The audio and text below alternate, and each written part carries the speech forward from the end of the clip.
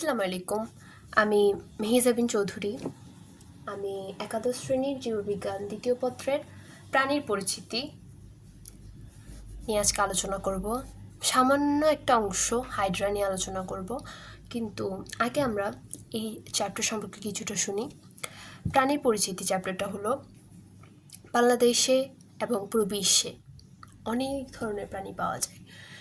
আলাদা আলাদাভাবে প্রাণীদেরকে চেনা, প্রাণীদের অনেক রকম বৈশিষ্ট্য থাকে। কোন প্রাণী কেমন হতে পারে, কোন প্রাণীর বৈশিষ্ট্য কী হতে পারে, তা জানার জন্য বিজ্ঞানীরা প্রাণীদেরকে বিভিন্নভাবে তাদের বৈচিত্র্য, তাদের গঠন, চলন, খাদ্য গ্রহণ, আচার, ব্যবহার, প্রজনন ইত্যাদি, তাদের বসতি ইত্যাদি দিয়ে তাদেরকে আলাদা আলাদাভাবে ভাগ করে। এর মধ্যেই আমরা এই চ্যাপ্টারে পড়ব হাইড্রা এবং রুই মাছ এবং ঘাসফড়িং সম্পর্কে। প্রাণী জগতে এইসব বিষয়গুলো নিয়ে জানা খুবই গুরুত্বপূর্ণ, এবং এইসব বৈশিষ্ট্য জানলে আমরা এই রাজ্য, এই পর্বভুক্ত প্রাণীদের, অন্যান্য প্রাণীদের সম্পর্কে জানতে পারবো এবং তাদের বৈশিষ্ট্য, ব্যবহার, আচার, আকৃতি এবং তাদের খাদ্য গ্রহণ, গঠন, চলন এসব দেখে আমরা তাদেরকে বুঝতে পারবো, তাদেরকে কোন ভাগে বিভক্ত করা যায়, তাদেরকে কোন জায়গায় ফেলা যায়। এবং আমাদের আজকের যে প্রতীক প্রাণী সেটা হচ্ছে হাইড্রা। হাইড্রাকে সাধারণত বাংলাদেশের বৈজ্ঞানিক নাম হিসেবে হাইড্রা ভুলগারিস বলা হয়। প্রশ্ন আসে, হাইড্রা কি? হাইড্রা হলো নিডারিয়া পর্বভুক্ত সরল গড়নের জলজ প্রাণী। তোমাদেরকে যদি আমি হাইড্রার চিত্র দেখাই, তাহলে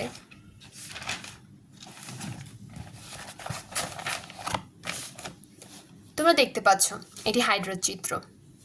এখন হাইড্রা, আমি তো আগে বললাম এটা হাইড্রা, কিন্তু এটা কি? এটা হাইড্রার বহির্গঠন। হাইড্রার বহির্গঠনে সবচেয়ে প্রথমেই আমরা যে জিনিসটি নোটিস করব সেটি হলো হাইপোস্টোম। হাইপোস্টোম কাকে বলে?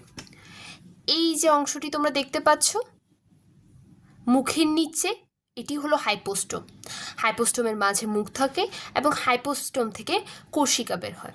কোষিকা সাধারণত এদের চলন, এদের খাদ্য গ্রহণ, শিকারে সাহায্য করে। এবং এই যে দেখছো এগুলোকে আমরা বলি মুকুলোদ্গম।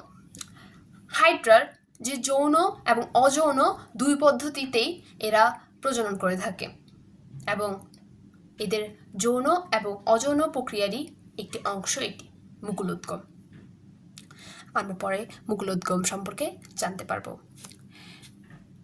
হাইড্রার অর্ধেক অংশের উপরে যেগুলো থাকবে সেগুলোকে আমরা শুক্রাণু, আর নিচে যেগুলো থাকবে সেগুলোকে আমরা ডিম্বাশয় হিসেবে জানব। আমাদের আরও একটি গুরুত্বপূর্ণ জিনিস আছে, সেটি হলো পাদচাকতি।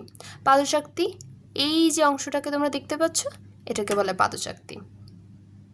আমরা হাইপোস্টোম কি জানলাম, আমরা মুখ কি জানলাম, কোষিকা কি জানলাম, পরিণত মুকুল, ডিম্বাশয় এবং পাদচাকতি সম্পর্কে জানলাম। তোমরা যদি এই চিত্রটি দেখতে চাও, অর্থাৎ হাইড্রার বহির্গঠন, তাহলে তোমরা কাজী আজমলের বইয়ে 61তম পৃষ্ঠায় এই চিত্রটি পাবে।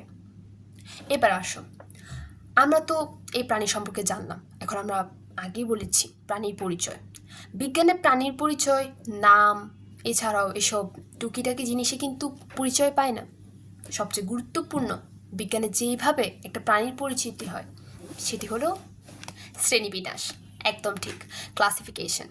ক্লাসিফিকেশনে তোমরা যদি সবচেয়ে গুরুত্বপূর্ণ বিষয়টি লক্ষ্য করো, প্রজাতি। প্রজাতি লেখা আছে এখানে হাইড্রা ভুলগারিস। একটা গুরুত্বপূর্ণ নোট তোমরা লিখে রাখতে পারো, আমরা পরীক্ষায় যখন প্রজাতি এবং এই যে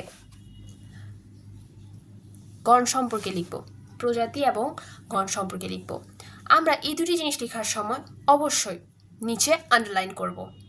সাধারণত কম্পিউটারে এসব ওয়ার্ডগুলো লিখতে সমস্যা হয় না, সহজেই বোঝা যায়, কিন্তু খাতায় এগুলো বোঝানোর জন্য নিচে এইভাবে দাগ দেওয়া হয়। এখানে হাইড্রা ভুলগারিস লেখা আছে, তবে হাইড্রার 3টি বৈজ্ঞানিক নাম আছে এবং তা নির্ভর করে তাদের বর্ণের উপরে। ঠিক আছে, আসি এবার ক্লাসিফিকেশনে। তোমরা দেখতে পাচ্ছ রাজ্য অ্যানিমেলিয়া, পর্ব নিডারিয়া, শ্রেণী হাইড্রোজোয়া, বর্গ হাইড্রোইডা এবং গোত্র হাইড্রিডে এবং গণ হাইড্রা এবং সর্বশেষ প্রজাতি হাইড্রা ভুলগারিস। হাইড্রার সবচেয়ে বড় বৈশিষ্ট্য হলো হাইড্রা মাংসাশী প্রাণী। নাও অবগত হয়ে থাকতে পারো মাংসাশী প্রাণী বলতে আমরা কি বুঝি। যখন একটি প্রাণী অন্য প্রাণী খেয়ে অর্থাৎ অন্য প্রাণীর উপর খাদ্য গ্রহণের উপর নির্ভরশীল থাকে তখন তো আমরা মাংসাশী প্রাণী বলি। এবার আসি হাইড্রা কি। আমরা জানি হাইড্রাকে সাধারণত কি বলা হয়ে থাকে, নিডারিয়া পর্বভুক্ত সরল গড়নের জলজ প্রাণী। প্রাণী জগতের দুটি পর্ব দ্বিস্তরী বা ডিপ্লোপ্লাস্টিক প্রাণী নামে পরিচিত। এর মধ্যেই এই যে হাইড্রা দেখতে পাচ্ছ এটি দ্বিস্তরী প্রাণীর সবচেয়ে ভালো বৈশিষ্ট্য। অর্থাৎ কিভাবে বুঝবো দ্বিস্তরী কি বলতে কি বোঝো? দুটি স্তর। আমরা জানি হাইড্রা হচ্ছে দ্বিস্তরী বা ডিপ্লোপ্লাস্টিক প্রাণীর এক আদর্শ উদাহরণ। আর দ্বিস্তরী বা ডিপ্লোপ্লাস্টিক প্রাণীতে ভ্রূণ অবস্থায় যেসব প্রাণীর দেহ প্রাচীরের কোষগুলো কেবল একটোডার্ম ও অ্যান্ডোডার্ম নামক দুটি নির্দিষ্ট স্তরে বিন্যস্ত থাকে। অর্থাৎ এটা যদি দুটি স্তর হয় তাহলে আমরা একটাকে একটোডার্ম অপরটিকে অ্যান্ডোডার্ম বলবো। একটোডার্ম আর অ্যান্ডোডার্ম দুটি স্তর থাকে ভ্রূণ অবস্থায়। এটা কিন্তু এমসিকিউর জন্য অনেক ইম্পর্টেন্ট, কারণ ভ্রূণ অবস্থায় দুটি স্তর থাকলেও যখন পূর্ণাঙ্গ প্রাণীতে যায় স্তর দুটিতে অ্যাপিডার্মাস ও গ্যাস্ট্রোডার্মিস এ পরিণত হয়। দুস্তরের মাঝখানে কিন্তু মেসোগ্লিয়া চলে আসে। অর্থাৎ এটা যদি একটা স্তর এবং এটা যদি আরেকটা স্তর হয় তাদের মাঝখানে জেলির মতো, মেসোগ্লিয়া কেমন জেলির মতো মেসোগ্লিয়া আসে এবং দেখা যাচ্ছে আমি আগেও বললাম একটোডার্ম ও অ্যান্ডোডার্ম অ্যাপিডার্মিস ও গ্যাস্ট্রোডার্মিসে পরিণত হয়। মেসোগ্লিয়া অকোষীয় ও জেলির মতো হয়ে থাকে, কখনো কিছু কোষ ও তন্তুযুক্ত একটা স্তর এদের মাঝখানে থাকে। তাহলে আমরা জানলাম হাইড্রা কেমন প্রাণী, হাইড্রার শ্রেণীবিন্যাস সম্পর্কে জানলাম, হাইড্রাকে কেন দ্বিস্তরী প্রাণী বলা হয়, কারণ হাইড্রার এরকমই দ্বিস্তরটা এমন, হাইড্রার স্তর এটা এমনই, এই জন্য এটাকে দ্বিস্তরী বা ডিপ্লোপ্লাস্টিক প্রাণী বলা হয়ে থাকে। এবার আমরা আসি হাইড্রাকে কেন এমন নাম দেওয়া হলো।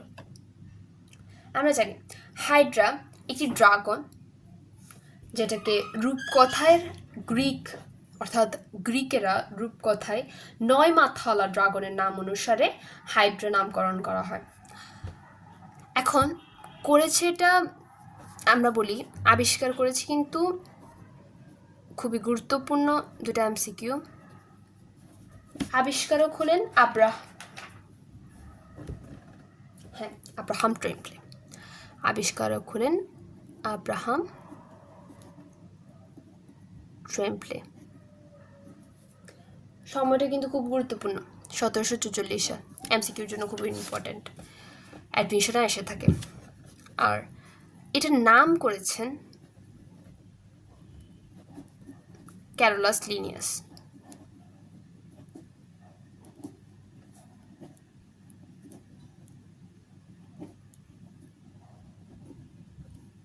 উনি করেছেন 1758 সালে, অর্থাৎ আগে আবিষ্কার তারপর নাম।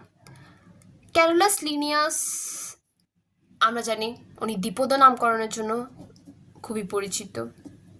নামকরণ যদিও 2 রকমের আছে, ত্রিপদ নামকরণ এবং দ্বিপদ নামকরণ। হাইড্রা যেহেতু দ্বিপদ নামকরণ, আমরা এই বিষয় নিয়ে কথা বলছি। এইবার আসি আসল কথায়। যিনি এটাকে আবিষ্কার করেছেন তিনি কিন্তু এটার নাম দেননি, নাম দিয়েছেন কে? Carolus Linnaeus. ক্যারোলাস লিনিয়াস কেন এই নাম দিলেন? আমাদের রূপকথার একটি গল্পে 9 মাথাওয়ালা ড্রাগন যার নাম হাইড্রা, ওই ড্রাগনের নাম অনুসারে এই প্রাণীকে নাম হাইড্রা দেওয়া হয়েছে। এখন তোমার মাথায় হয়তো প্রশ্ন আসছে, অদ্ভুত, একটা রূপকথা থেকেই কেন নাম নেওয়া হলো? এখন এটার উত্তর আছে বিজ্ঞান যুক্তি সম্মত।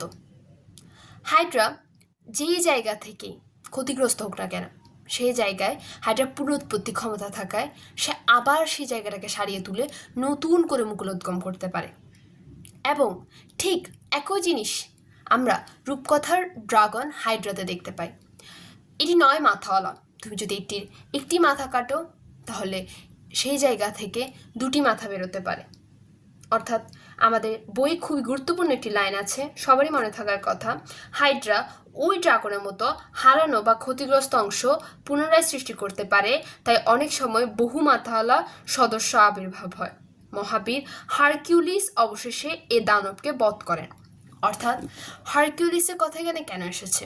ড্রাগন হাইড্রাকে বধ করার কথাতে এই কথা এসেছে যে হারকিউলিস এই ড্রাগনকে বধ করে, কিন্তু হাইড্রাকে আমরা বধ করতে পারলেও হাইড্রার পুনরুৎপত্তি ক্ষমতা রয়েছে। এইবার আসি, হাইড্রার নামকরণও আমাদের শেষ। এবার আমরা যে টপিকে আসবো সেটি হলো বাংলাদেশে কোন কোন প্রজাতি পাওয়া যায়। বাংলাদেশে 3 রকমের প্রজাতি পাওয়া যায়। হাইড্রা ভুলগারিস,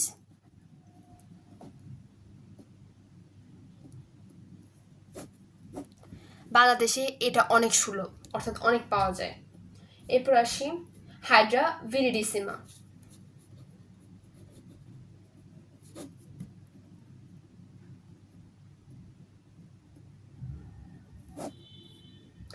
এটা সবুজ বর্ণের হয়ে থাকে এবং এটা বর্ণহীন বা হলুদ বাদামি হয়ে থাকে। হাইড্রা অলিগ্যাকটিস।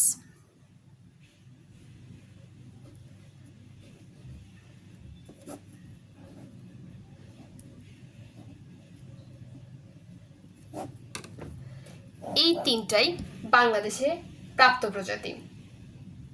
এটা বাদামি বর্ণের হয়ে থাকে। আমরা যদি বাসস্থান ও স্বভাব নিয়ে কথা বলি, এটি শীতল ও পরিষ্কার মিঠা পানিতে নিমজ্জিত বস্তু বা জলজ উদ্ভিদের নিম্ন পৃষ্ঠে। অর্থাৎ এটা যদি একটা এটা একটা কঠিন বস্তু বা পাতা হয়, হাইড্রা তার পাদশক্তির সাহায্যে এই যে এভাবে তোমরা দেখতে পাচ্ছ, এভাবে লেগে থাকবে এবং এভাবে তারা বসবাস করে। নিম্নপৃষ্ঠে উল্টো হয়ে ঝুলে থাকে, অর্থাৎ পাদচাকতি থাকে এবং কোষিকাগুলো ভাসতে থাকে এবং ভাসমান কোষিকাগুলো খাদ্য খুঁজে। যখন তারা খাদ্য পায়, কোষিকাগুলো খাদ্য টেনে মুখে নিয়ে নেয়। খাদ্যাভ্যাস ও চলন। মাংসাশী, আগেই বলেছি, কোষিকার সাহায্যে খাদ্য গ্রহণ করে ও চলাচল করে। সংকোচন প্রসারণও কিন্তু কোষিকার মাধ্যমেই ঘটে। শারীরবৃত্তীয় প্রক্রিয়া, দেহ প্রাচীরের মাধ্যমে ব্যাপন প্রক্রিয়ায় শ্বসন ও রেচন সম্পন্ন হয়। জনন, আমি আগেই বলেছি, মুকুলোদ্গম ও দ্বিবিভাজনের মাধ্যমে অযৌন জনন, আর গ্যামেট সৃষ্টির মাধ্যমে যৌন জনন। অর্থাৎ আমরা যে চিত্র দেখিয়েছি,